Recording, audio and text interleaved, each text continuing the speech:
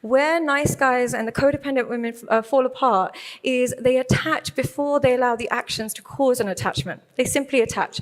They don't have balanced boundaries. They either cut everybody off or they over-attach. So they might cut off a family member, might cut off everybody else, but when it comes to their partner, the partner they will attach to no matter what. They don't have balanced boundaries. They should have equal boundaries for people that they are in love with, but also friends and family. They don't do that. They cut off everybody else, but focus on their partner. And they never ask deeper questions. So, again, if you're in a relationship or if you're not in a relationship, can you talk to the person next to you? Can you try and answer some of these questions? These are slightly more deeper relationship-based questions. With the person next to you, could you answer a couple of those questions? When do you feel most and least attracted? What compliment means the most? So on and so forth. Can I give you 5 minutes to just talk with the person next to you? So in order to gain access to the truth, you have to remove your pre-constructed idea about your partner and actually get to know them. We all, when we're madly in love with someone, we assume they would never hurt us. Most partners don't want to hurt us. But what creates that kind of hurt is when you try and explain something to your partner, but because your partner doesn't want to know the truth, you can't tell them the truth, and as a result, your relationship can't progress. So I know lots of women who have tried telling their nice guy partner that they want them to take more of a lead, or they want them to be authentic, or they want them to be disobedient. They want some pushback, but their partner doesn't listen to that. Or some men that will say about their codependent partner, they want them to be have some boundaries. They want them to have some willingness to walk away, but they don't listen. So it's really, really important with your relationships to ask deeper questions. Of course, they might get offended by some of the answers. Of course, you're going to get emotional tension, but emotional tension is required for growth. So, and I know I said this was a final, actually, the final part about codependent women and nice guys is how they deal with conflict. And the most common tactic they have with conflict is just to completely avoid it. And a common thing that they'll say is, I wanted to keep the peace.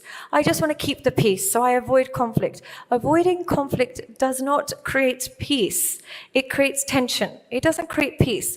All you're doing is having to submit your own needs to make the relationship work, but in the long run, we don't want to be with somebody that doesn't have any needs and we just walk all over them, and you don't want to be with somebody who just walks all over you.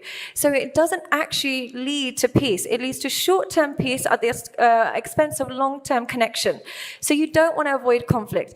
They also just submit. They just say, okay, fine, it's not worth the headache. I'll just listen to you. Now, in small things, absolutely, you can do that. When it just comes to like picking restaurants or little things, absolutely, you can just say, okay, fine, you know, whatever you want. But you can't do that with major deal breakers. You can't just submit. So you have to think about your long-term peace. Are you actually trying to build connection and making sure that you have the same needs? Or are you just trying to get them to be with you and stay with you? And that doesn't actually work. So the key thing is usually it comes from your childhood, and you might have had a parent that just didn't allow you to voice your opinion. And you got into the habit of just not saying what you need to say in order to keep the peace in your home. The key with any kind of conflict is always to start with, I feel. If you feel uncomfortable with conflict, this is just a quick cheat sheet. You start with, I feel. Confrontations don't have to be negative. Let's say, for example, my partner keeps coming home very late. All I have to do is say, I feel lonely. I feel upset. I feel sad. You start with you, I feel.